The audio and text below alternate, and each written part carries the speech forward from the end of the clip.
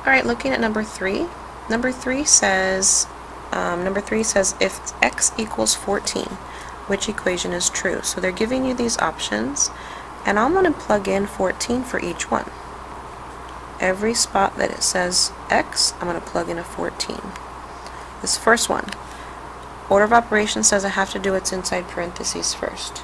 So this is 3 times 20 minus 14 equals 44. Subtract that. 20 minus 14 gives me 6. Bring down those parentheses and the number 3. Bring down the 44.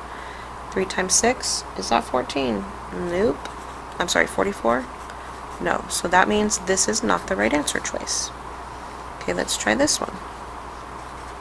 3 times 12 minus 14.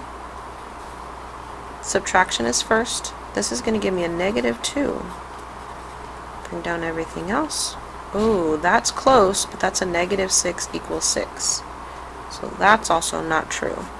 Be careful because of that subtraction there. Let's try letter C. This is 2 times 14 minus 3. This is 12.